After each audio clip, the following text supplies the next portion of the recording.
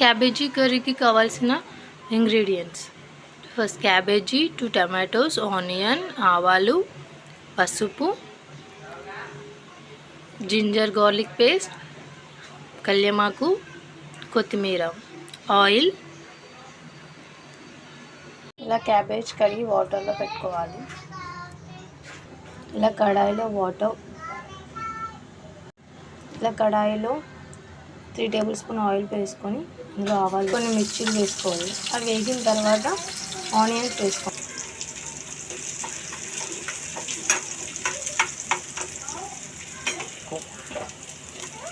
కొంచెం కరివేపాకు వేయాలి.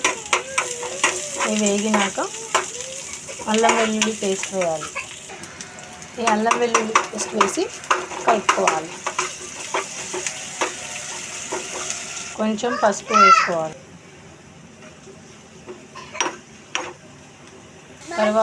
తర్వాత టమాటో, క్యాబేజీ వేసుకొని మంచిగా కలుపుకొని మూత పెట్టుకోవాలి. కొంచెం సాల్ట్ వేసి మూత పెట్టుకోవాలి.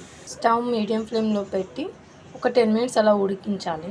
ఒక 10 మినిట్స్ అయ్యాక బాయిల్ అయ్యాక కొంచెం కారం వేయాలి. ఇంకో 10 మినిట్స్ అయినాక కొంచెం కొత్తిమీర, కొంచెం మసాలా వేసి కలుపుకోవాలి. ఈ మొత్తం కర్రీ అవ్వడానికి ఒక 20 మినిట్స్ వరకు పడుతుంది.